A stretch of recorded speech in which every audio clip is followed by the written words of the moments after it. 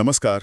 दुनिया तेजी से बदल रही है और अपने क्षेत्र और वैश्विक घटनाओं से अवगत रहना मुझे लगता है पहले से कहीं ज्यादा जरूरी हो गया है। बिल्कुल। आज के इस विश्लेषण में हम पिछले हफ्ते यूरोप में हुई कुछ अहम भू राजनीतिक हलचलों और बढ़ते तनाव पर एक विस्तृत और निष्पक्ष नजर डालेंगे। हाँ, पिछले कुछ दिनों में यूरोप में कई ऐसी घटनाएं हुई हैं जिनके दूरगामी परिणाम हो सकते हैं।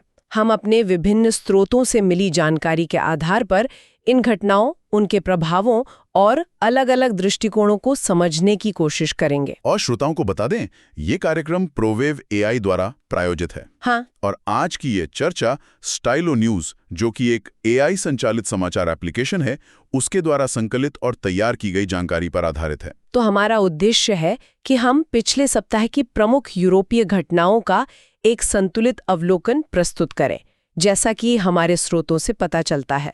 चलिए, नेटो और रूस के बीच जो मौजूदा तनाव है वहां से शुरू करते हैं। हाल की रिपोर्टों में ये तनाव साफ दिख रहा है। रूसी खुफिया प्रमुख सरगेई नारिश्किन का एक बयान सामने आया है, जिसमें उन्होंने दावा किया कि नेटो रूस के साथ सीधे टकराव यानी युद्ध की तैयारी कर रहा है। दूसरी तरफ नेटो इन दावों का जोरदार खंडन कर रहा है।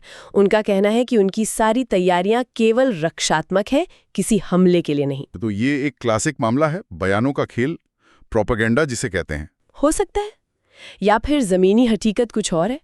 इसे समझने के लिए हमें नेटो की हालिया गतिविधियों को देखना होगा, जैसे उनके बढ़ते सैन्य अभ्यास और रक्षा उत्पादन में तेजी।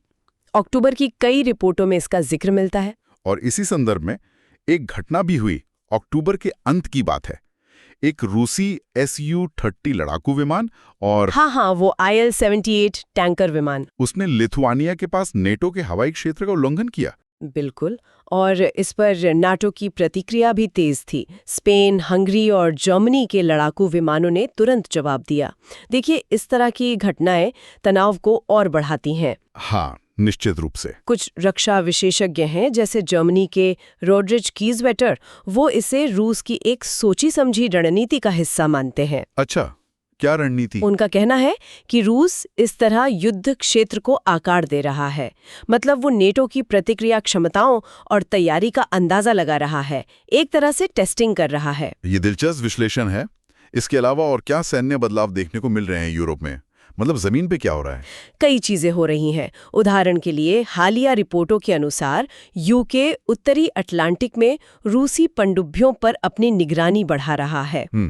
उधर फ्रांस, वो अगले 4 सालों में किसी संभावित हिंसक रूसी परीक्षण का सामना करने की तैयारी कर रहा है। हिंसक परीक्षण, ये गंभीर बात है। बिल्कुल। और साथ ही फिनलैंड ने नेटो की प्यूल पहल के तहत यूक्रेन के लिए अमेरिकी हथियार खरीदने के लिए 100 मिलियन यूरो देने का फैसला किया है। अच्छा, ये प्यूल पहल क्या है? इसे थोड़ा समझाएंगी? जरूर। प्यूल का मतलब है procurement under NATO letter of offer and acceptance. ये एक व्यवस्था है जिसके तहत नेटो सदस्य देश, खासकर अमेरिका से हथियार और उपकरण खरीद सकते हैं। ठीक है। फिनलैंड और स्पेन का इसमें शामिल होना इसलिए भी अहम है क्योंकि अमेरिकी नीति में कुछ बदलावों से पैदा हुए अंतर को भरने की कोशिश हो सकती है, खासकर यूक्रेन को हथियारों की आपूर्ति के मामले में। समझ गया। और इस बीच एक और खबर आई है कि जापान भी अपने कुछ विमान नेटो क्षेत्रों में भेज रहा है, अटलांटिक ईगल मिशन के तहत। हाँ, ये भी एक महत्वपूर्ण घटनाक्रम है। जापान का 8 विमानों को नेटो क्षेत्रों में भेजना, ये इंडो पैसिफिक और अटलांटिक सुरक्षा के बीच बढ़ते जुड़ाव को दिखाता है। सुरक्षा अब क्षेत्रीय नहीं रही। बिल्कुल। चिंताएं अब वैश्विक होती जा रही हैं। इसे हम हालिया ग्लोबल फायर पावर 2025 रैंकिंग से भी जोड़ सकते हैं। उसमें स्वीडन नेटो के शीर्ष 10 सैन्य शक्तियों में शामिल हो गया है और तुर्की का प्रभाव भी लगातार बढ़ रहा है। एक तरफ तो नेटो अपनी ताकत बढ़ा रहा है, सदस्य देश तैयारी कर रहे हैं, लेकिन वहीं अक्टूबर के अंत की रिपोर्टों में यह भी कहा गया कि अमेरिका पूर्वी यूरोप के कुछ देशों से, जैसे रोमानिया, बुल्गारिया, स्लोवाकिया और हंगरी, वहां से अपने लगभग 800 सैनिक वापस बुला रहा है। हाँ। ये थोड़ा विरोधाभासी नहीं लगता? बिल्कुल, ये स्थिति जटिल जरूर है। एक तरफ सैनिक हटाए जा रहे हैं, दूसरी तरफ रोमानिया जैसे देश कह रहे हैं कि उन्हें अपने यहाँ और ज्यादा नेटो सैनिक चाहिए। ये यूरोप की पुरानी बहस को फिर से सामने लाता है, अमेरिका पर निर्भरता बनाम अपनी रक्षा क्षमता, वो रणनीतिक स्वायत्ता वाली बात। और इसी जटिलता में एक और परत जुड़ती है, नवंबर की शुरुआत की रिपोर्टें बताती हैं कि पोलैंड और फिनलैंड वो अपने यहाँ अमेरिकी परमाणु हथियार तैनात करने की इच्छा रखते हैं। हाँ, और फिनलैंड के राष्ट्रपति स्टब ने तो नेटो के परमाणु अनुकूलन की बात भी कही है। तो इसका क्या मतलब है? नेटो के अंदर ही अलग अलग राय? हाँ, ये कदम नेटो के भीतर एकता और रणनीति को लेकर सवाल खड़े करते हैं। क्या सभी सदस्य देश एक ही दिशा में सोच रहे हैं? देखिए, अमेरिका की रणनीति को कुछ विश्लेषक कट्टर अनिश्चितता या हार्ड अनसर्टेनिटी कह रहे हैं। Hard uncertainty? हाँ, मतलब ऐसी स्थिति बनाए रखना जहां उसके अगले कदम का अंदाजा लगाना मुश्किल हो। और इसी अनिश्चितता के बीच यूरोपीय संघ भी यूक्रेन की सुरक्षा के लिए अपने प्लान बी पर काम कर रहा है। Plan B? यानी वो मान रहे हैं कि अमेरिकी समर्थन?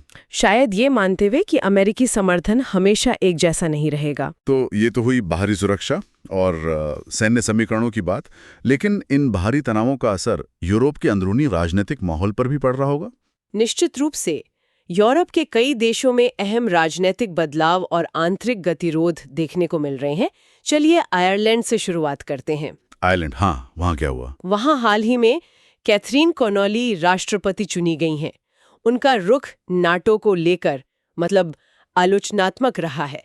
वो फिलिस्तीन की समर्थक हैं और आयरलैंड के एकीकरण की बात करती हैं। तो कॉनोली का चुना जाना क्या संकेत देता है? ये कई चीजों का संकेत हो सकता है। क्या ये नाटो और यूरोपीय संघ के बढ़ते सैन्यीकरण के प्रति जनता की थकान या असंतोष को दर्शाता है, या ये आयरलैंड की विशिष्ट तटस्थता की नीति का प्रतिबिंब है? इसकी तुलना हम अर्जेंटीना के राष्ट्रपति मिले के अमेरिका के साथ घनिष्ठ संरेखण से कर सकते हैं, जो एक बिल्कुल अलग दिशा दिखाता है। सही है। ये दिखाता है कि पश्चिमी देशों में भी सैन्य गठबंधनों और विदेश नीति को लेकर मतलब अलग-अलग विचार उभर रहे हैं।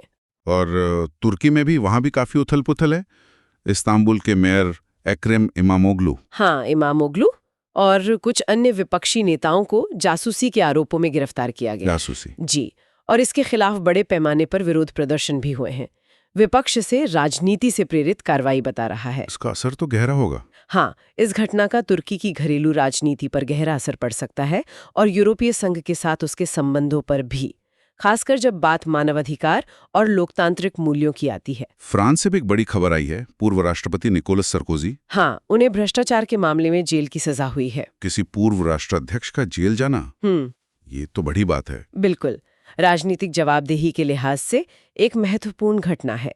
यह यूरोप में सत्ता के दुरुपयोग के खिलाफ एक कड़ा संदेश देता है। मध्य यूरोप की बात करें तो वहां भी तनाव बढ़ता दिख रहा है, खासकर हंगरी और पोलैंड के बीच। बिल्कुल, हंगरी के प्रधानमंत्री विक्टर ऑर्बन और पोलैंड के प्रधानमंत्री डोनाल्ड टस्क के बीच हाल में तीखी बयानबाजी हुई है। अच्छा। और खबरें ये भी हैं कि ऑर्बन स्लोवाकिया और शायद चेक गणराज्य के साथ मिलकर यूरोपीय संघ के भीतर एक ऐसा गुट बनाने की कोशिश कर रहे हैं जो यूक्रेन को दी जाने वाली सहायता पर सवाल उठाता है। तो इसका क्या मतलब हुआ? क्या पुराना विसेग्राड समूह जो था, पोलैंड, हंगरी, स्लोवाकिया, चेक गणराज्य का, वो टूट रहा है? ऐसी संभावना दिख रही है। अगर ऐसा होता है तो ये यूरोपीय संघ और नेटो की एकता के लिए एक चुनौती होगी। ये विभाजन उन रणनीतिक कमजोरियों को भी उजागर कर सकता है जिन पर रूस की नजर रहती है, जैसे सुवाल्की कॉरिडोर या कैलिनिनग्राड। हाँ, ये संवेदनशील इलाके हैं। बिल्कुल। और इसी बीच चेक गणराज्य में भी एक ऐसी नई सरकारी गठबंधन की संभावना बन रही है जिसमें यूरोपीय संघ और नेटो पर संदेह रखने वाले दल शामिल हो सकते हैं। लेकिन हर जगह ऐसा नहीं है। नीदरलैंड्स में D66 पार्टी ने चुनाव जीता है। हाँ, और रॉब जेटन के प्रधानमंत्री बनने की संभावना है। ये चुनाव गिल्ट वाइल्डर्स की दक्षिणपंथी सरकार गिरने के बाद हुए थे। क्या इसे धुर दक्षिणपंथ से एक बदलाव की तरह देखा जा सकता है? ये देखना होगा कि गठबंधन कैसे बनता है। D66 एक मध्यमार्गी यूरोपीय संघ समर्थक पार्टी है, लेकिन डच संसद काफी खंडित है और सरकार बनाना आसान नहीं होगा। मतलब चुनौतियां हैं। बिल्कुल। लोक लुभावनवाद की चुनौती अभी भी बनी हुई है।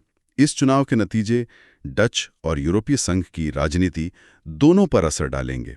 और अंत में सर्बिया, महाराष्ट्रपति अलेक्जेंडर वुचिच ने बड़े विरोध प्रदर्शनों के बाद समय से पहले चुनाव कराने की घोषणा की है। हाँ, सर्बिया में आंतरिक राजनीतिक दबाव, सरकार की अपनी रणनीति और बाहरी कारक जैसे यूरोपीय संघ में शामिल होने का दबाव और चीन के साथ उसके गहरे होते रिश्ते, ये सब मिलकर इस फैसले के पीछे भूमिका निभा रहे हैं। तो हमने देखा कि यूरोप इस समय कई तरह के दबावों और बदलावों से गुजर रहा है। निर्णय लेने वाले कई प्रमुख लोग हैं, Connolly, Imamoglu, Sarkozy, Naryshkin, Tusk, Orban, Jetten, Vucic और अन्य। हाँ, इन सब के कदम मायने रखते हैं। और साथ ही नेटो और यूरोपीय संघ जैसे संगठन भी अपनी भूमिका निभा रहे हैं। हाँ, और इन सभी घटनाओं को समझने के लिए हमें अलग-अलग स्रोतों से मिली जानकारी को देखना होता है। हमारे पास Birgun, 24 Kanal, RIA Novosti, Hindustan Times, Radio Free Europe, Berliner Zeitung जैसे कई स्रोतों से जानकारी है, जो अलग-अलग देशों और भाषाओं से आते हैं। बिल्कुल। और रूसी स्रोतों और पश्चिमी स्रोतों में अक्सर घटनाओं का अलग-अलग चित्रण मिलता है। हाँ, ये तो होता है।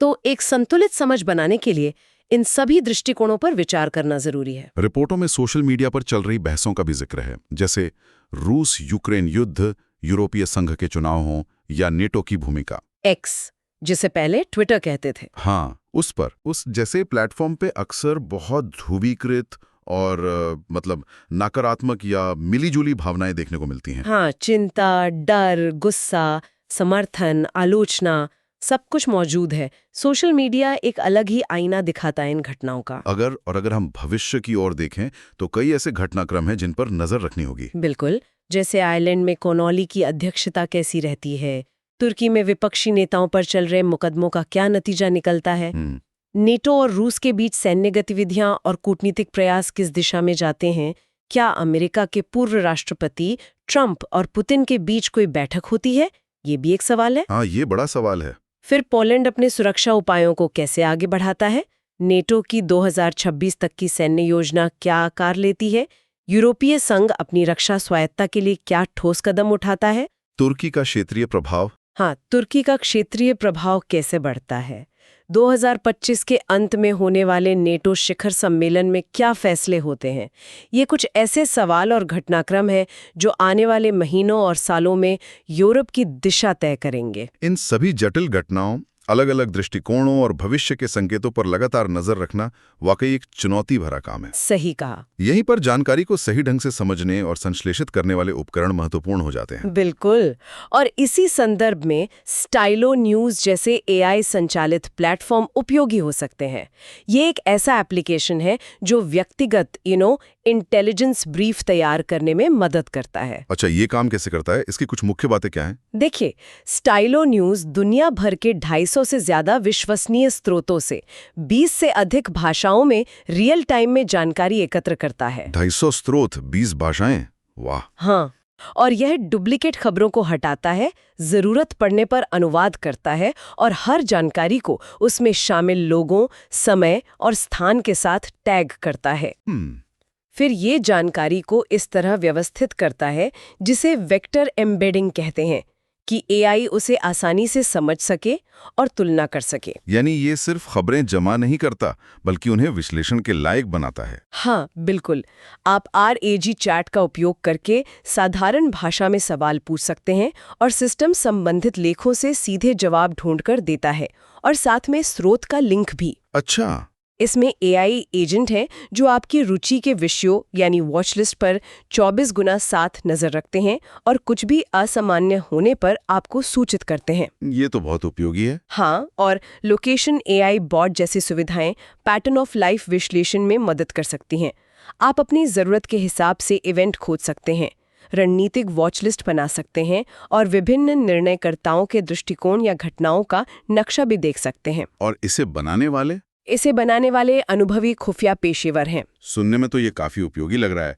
क्या इसके लिए कोई सब्सक्रिप्शन प्लान है? हाँ, व्यक्तिगत उपयोगकर्ताओं के लिए एग्जीक्यूटिव मंथली और एग्जीक्यूटिव एनुअल प्लान्स हैं, और सरकारों और बड़े उद्यमों के लिए स्टाइलो प्लस उपलब्ध है। तो अगर हमारे श्रोता इस तरह के AI संचालित समाचार और विश्लेषण सेवा में रुचि रखते हैं तो वे www.stylonews.com पर जाकर सब्सक्राइब कर सकते हैं। हाँ, बिल्कुल। वहाँ 7 दिन का निःशुल्क परीक्षण भी उपलब्ध है। बिल्कुल, जानकारी के इस दौर में सही और संक्षिप्त जानकारी तक पहुँचना बहुत जरूरी है। आज के इस विश्लेषण में हमारे साथ जुड़ने के लिए आप सभी का बहुत बहुत धन्यवाद। जाने से पहले मैं एक सवाल छोड़ना चाहूंगी जिस पर श्रोता विचार कर सकते हैं। हाँ, जरूर। हमने यूरोप में राष्ट्रीय हितों और सामूहिक सुरक्षा के बीच एक तरह का खिंचाव देखा। आपको क्या लगता है, आने वाले वर्ष में यूरोप में राष्ट्रीय संप्रभुता और साझा सुरक्षा व्यवस्था के बीच ये संतुलन किस तरह विकसित हो सकता है? यह वाकई एक अहम सवाल है सोचने के लिए। अगर आप भविष्य के विश्लेषण के लिए कोई विषय सुझाना चाहते हैं तो हमें जरूर बताएं। हाँ। और ताज़ा जानकारी के लिए अपने पसंदीदा सोशल मीडिया प्लेटफॉर्म पर स्टाइलो न्यूज़ को फॉलो करना ना भूलें। अगली बार फिर मिलेंगे। अलविदा। अलविदा।